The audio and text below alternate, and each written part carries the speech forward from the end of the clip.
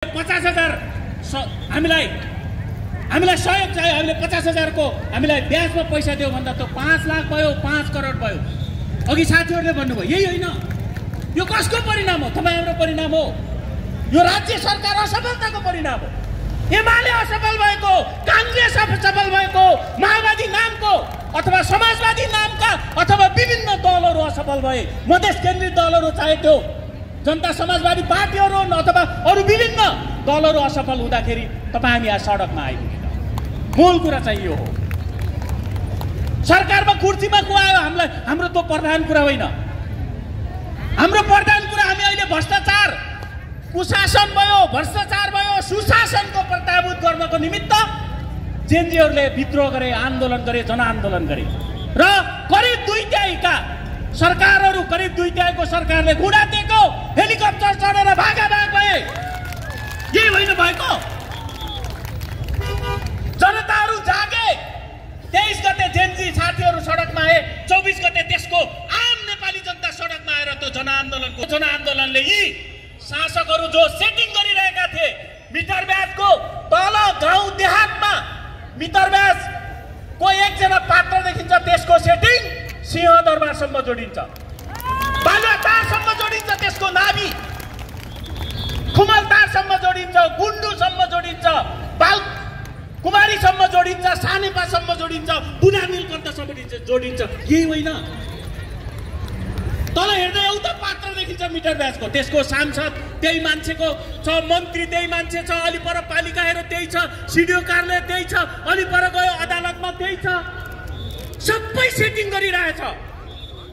अनि त्यसको नाभि यहाँ बोलिरहेछ। त्यसैले सबैभन्दा बढी मिटर ब्याजीका महाहरू हुन्, महासाउ महाजन खड्गप्रसाद शर्मा ओली हुन्, शेरबहादुर देउवा हुन्, पुष्पकमल दाहाल प्रचण्ड हुन्, माधव नेपाल हुन्, उपेन्द्र यादवहरू यही होइनन्? त्यसैले अब म तपाईँहरूलाई विनम्रतापूर्वक आग्रह गर्न चाहन्छु, तपाईँ हामी सँगै छौँ। विभिन्न आन्दोलनहरू, चाहे ताप्लेजुङको मुखुम्लुङमा चलिरहेको पवित्र धार्मिक सांस्कृतिक ऐतिहासिक भूमि संरक्षण गर्ने लिम्बूहरू लडिरहेको पवित्र भूमि होस्, चाहे काठमाडौँको सिंहदरबारबाट 25 किलोमिटरमा हाइड्रो पावर पीडितहरू अथवा जल विद्युतबाट पीडित भएका बोजेनीका तामाङ आदिवासी समुदायहरू हुन्, चाहे विभिन्न पहिचान र अधिकारहरू न्याय खोजिरहेकाहरू, हिंसा पीडित भएकाहरू, महिला हिंसा पीडित भएका महिला आन्दोलनहरू, सबै आन्दोलनहरू अब एक ठाउँमा आएर यिनीहरूलाई जवाफ दिने बेला भएको। तपाईँहरूको हिम्मत गरेर यो पुसको चिसो कठाङ्ग्रिनेमा नाइट बस चढेर चपटा चपाउँदै चिउरा खाँदै तपाईँहरू जन आइरहनु भएको छ। यो मुद्दालाई एउटा बिन्दुमा नपुर्याइन्जेलसम्म तपाईँ हामी सँगै लड्नेछौँ र तपाईँ हामीसँग हामी सँगै अगाडि बढ्नेछौँ। म तपाईँहरूको बिचमा यो प्रतिबद्धता व्यक्त गर्न चाहन्छु। दोस्रो कुरा, अन्तिममा म धेरै लामो बोल्न चाहदैन, अरू वक्ता साथीहरू हुनुहुन्छ, धेरै बोलिराख्नु भएको छ। त्यसैले यहाँ सुरक्षाकर्मी साथीहरू हुनुहुन्छ होला, सिआइडी साथीहरू हुनुहुन्छ होला, गुन्डुमा पुर्याइदिनुहोस् खड्गप्रसाद शर्मा ओलीलाई, पुर्याइदिनुहोस्। बुधा नीलकण्ठबाट उपचार गर्न सिङ्गापुर पुगेका हाम्रा शेरबहादुर देउवालाई पुर्याइदिनुहोस्। पूर्णबहादुर खड्काहरूलाई, काङ्ग्रेसका विभिन्न नेताहरूलाई अथवा माओवादी नामका, नेकपा नामका पुरा मिटर ब्याजी पीडितका महानायकहरू तपाईँहरू हुनुहोस्। यो हल नहुन्जेलसम्म, यो मुद्दा हल नहुन्जेलसम्म, यो मुद्दा हल नभइन्जेलसम्म तपाईँहरू हाम्रो घर आँगनमा मत माग्न नआउनुहोस्, हिम्मत नगर्नुहोस्। यदि मत माग्न आउनुभयो, चुनावको आवरणमा ललिपप देखाउँदै, लोभ र लालचमा फसाउने प्रपञ्च गर्दै मत माग्न आउनुभयो भने मत होइन, अर्को कुनै कुरा दिनुपर्नेछ। त्यो भनेको त्यतिखेर झापट दिनुपर्नेछ, झापट। त्यो हिम्मतको साथ त्यो राजनीतिक सामर्थ्य ग्रहण गर्न सक्यौँ भने यिनीहरूलाई यस्ता मैयौँ भन्ने तानासाहरू सडकमा आएर घुँडा टेके, हेलिकप्टर चढेर भागाभाग भए, तपाईँ हामीले जित्छौँ।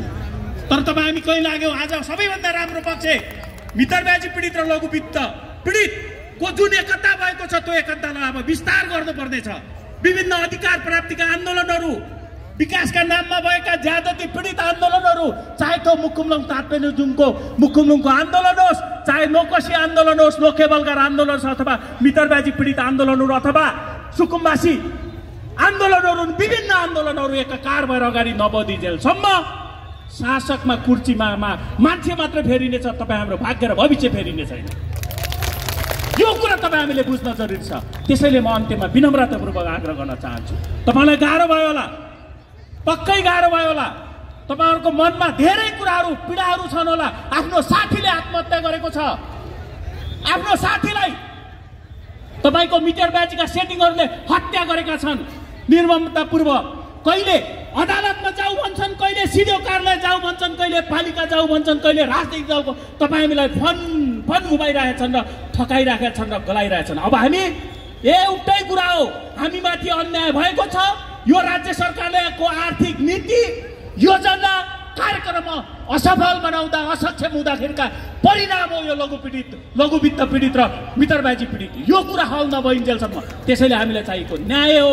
जम्मा एउटा कुरा मागिरहेका छौँ, जो गैर कानुनी धन्दा मचाइरहेका छन्, गैर आर्थिक तपाईँको लेनदेन गरिरहेका छन्, एकदम गैर कानुनी आर्थिक लेनदेन गरिरहेछन्, तिनीहरूलाई कारबाहीको दायरामा ल्याउने र हामीलाई न्यायको प्रत्याभूत नगर्छौँ र हामी सँगै हुनेछौँ। यो प्रण गर्नुभयो भने हामी यो जित्नेछौँ। अब त्यसैले म तपाईँहरूलाई फेरि पनि आग्रह गर्न चाहन्छु, यो आन्दोलनमा सँगै हुनेछौँ। हामी कति दिन बच्छौँ। भर्खर मैले अहिले बालुवा के तपाईँको प्रधानमन्त्री भेट्न जाएको साथीहरूलाई तपाईँहरू यहीँबाट जानुभएको छ, के सूचना लिएर आउनुहुनेछ, के गर्नुहुनेछ, त्यसपछि हामी फेरि योजना बन्नेछौँ र सँगै लड्नेछौँ र यो आर्थिक असमानताको विरुद्ध, यो उत्पीडनको विरुद्ध हामी सँगै हुनेछौँ। यही कुराहरूको एकबद्धता जाहेर गर्दै मेरो भनाइहरू अन्त्य गर्न चाहन्छु। जय सङ्घर्ष।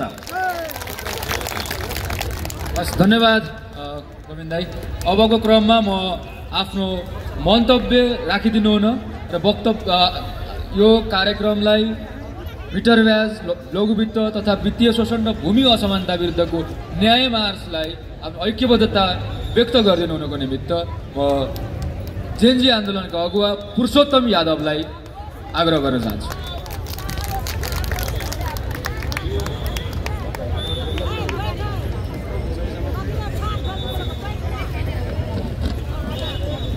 नमस्कार।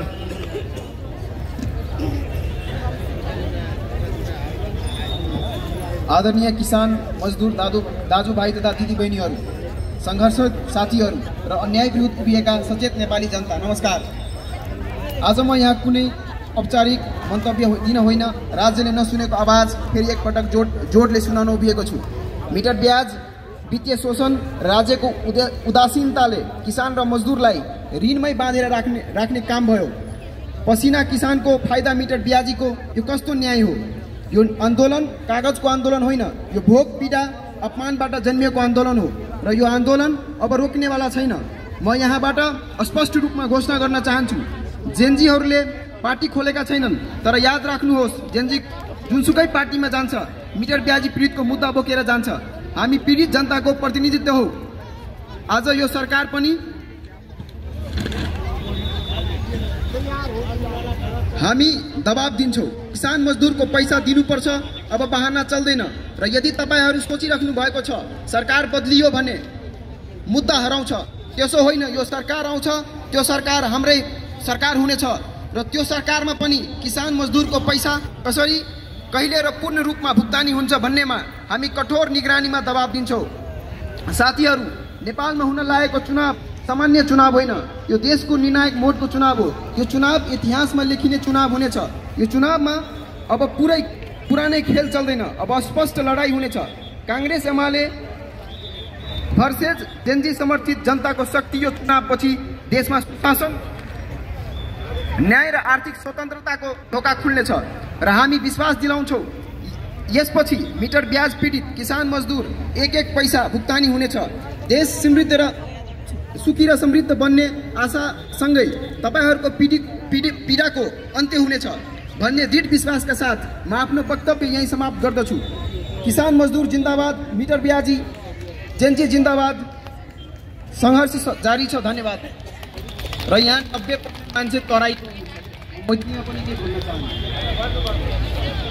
थोड़े और से सीख हमारे काठमांडू में आंदोलन कर रही और मेची से पैदल यात्रा करके काठमांडू लगी। आज देश में कोनो भी अन्याय के खिलाफ सबसे पहले आवाज कत उठले हो तो मधेश में उठे। त्यहाँ द्वारे जेनजी आंदोलनों भेले सिरहा से आबि क काठमांडू में हमारे सीओ कार्यालय में जाकर परमिशन लग के आंदोलन करके 2 दिन में कांग्रेस एमएलए के बड़का सरकार के गिरा दिए। बेर के चुनाव होए वाला है, बहुत निर्णायक चुनाव होए वाला है। कोनो भी आवाज देश में अन्याय होए तो मधेश जनता सबसे आगाड़ी रहे। तै दुआरे बेर के चुनाव है तो परिवर्तन के वोट रहते ही, तो तै दुआरे बेर मांस दारू और पेट्रोल सोच के वोट दिया। नहीं तो ई जो स्थिति देख रहा देश में सब दिन रहता। मध्य प्रदेश अपन सबसे गरीब प्रदेश है, सबसे बेसी विदेश गेला आदमी हुए है, सबसे बेसी पीड़ित महिला के साथ अन्याय सबसे बेसी हुए है।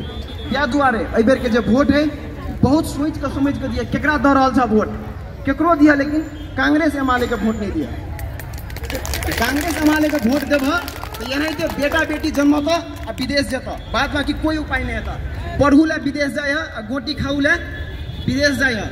इंडिया विदेशे है ना, तो गोटी खाई वाला जो देखे जो किसान की कथी भर रहा है अखनी नहीं। मोटर दिन रात में मोटर क्या को चोरी होया, केला चोरी भर रहा, वो गोटी केला खा रहा है के आदमी बेरोजगारी के कारण। सबसे बेसी गरीब कत है मधेश में, सबसे बेसी जनता कत है तो मधेश में। क्या दुआरे वोट एबर बहुत निर्णायक वोट होए वाला। अगर यहाँ एबर जो गड़बड़े भर जो ढौआ 2-4 हजार के लोग पर अगर वोट के बदलब बहुत स्थिति खराब होए वाला।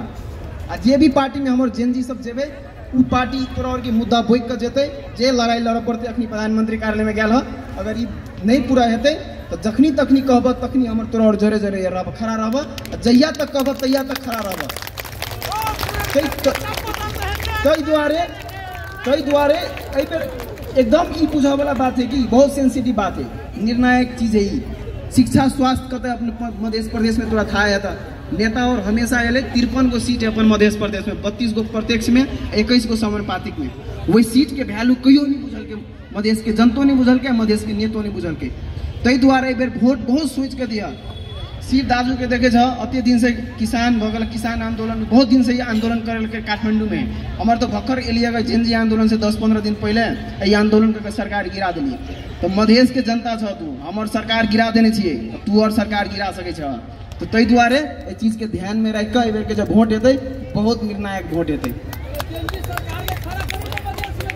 बिल्कुल खड़ा हेते। टेंशन दिले हमार खड़ा कर रहे आई कोट पहन लेने चाहिए। तो नहीं बुझिया कि हमारे धोती बिसर गया कि धोती ओतवाई के याद है हमरा और के। तो द्वारे जय मधेश, जय नेपाल, धन्यवाद।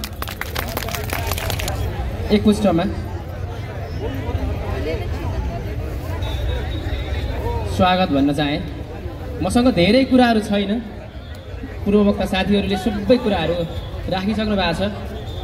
मैले मात्रै भन्न चाहन्छु भने यो अहिलेको यो आन्दोलनमा यहाँ उभिराखेको बेला मैले महसुस गरेँ हामीले भर्खरै भदौ 23 र 24 गते मार्फत हिजोका दमनकारी सत्ता सरकार ढालेर नयाँ सरकार निर्माण गरेका छौँ। र त्यो सरकार निर्माण गर्दै गर्दा त्यो आन्दोलनको जग एउटै मात्र थियो, सुशासन। जति जे भने पनि र त्यो सुशासनमा भ्रष्टाचार, अनियमितता, दण्डहीनता मात्रै पर्दैन, आर्थिक अनियमितताका कुराहरू पनि, आर्थिक न्यायका कुराहरू पनि, सामाजिक न्यायका कुराहरू पनि, राजनीतिक न्यायका कुराहरू पनि सुशासनभित्रै पर्छ। हामीले बुझेका त्यति हो। र यो आन्दोलन पनि त्यो जेनजी आन्दोलनको मर्मसँग सँगसँगै यात्रा गर्ने आन्दोलन हो भन्ने हामी जेनजीहरूले बुझेका छौँ।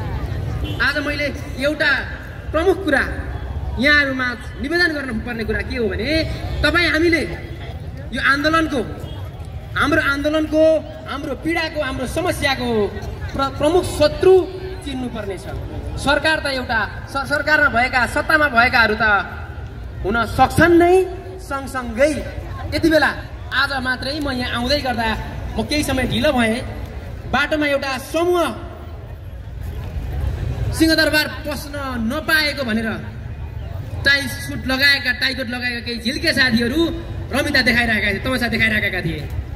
यहाँका भिडहरू, यहाँका उपस्थिति, यहाँ आन्दोलनमा आउनुभएकाहरू आफ्नो घरमा बस्न नपाइएको भनेर आइराख्नु भएको छ। कति धेरै विभेद, कति धेरै असमानता यो काठमाडौँ भित्र मैले आज एकै दिनमा देखेँ।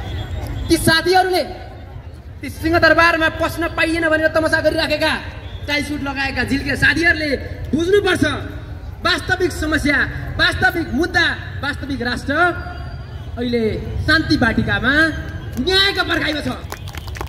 संसार खाली पेटहरू, हातमा कचौरा नाङ्गा शरीरहरू, बाध्य जीवन घृणाको साथ, छैन संसार दुखीको जात, पसिना बगाई खर्च जुटाउने, आँसु लुकाई हाँसो उठाउने, पायो बोली जाली नेताको, जित्यो कुर्सी खाली पेटको, गयो जीवन हातमा हत्यौडी, खुला आकाश सुत्यो भिकारी, आयो चैत्र लाग्यो बतास, उडायो झुपडी पन्यो भिकारी, खुला आकाश सुत्यो किसान, खुला आकाश सुत्यो सुकुम्बासी, खुला आकाश सुत्यो मजदुर।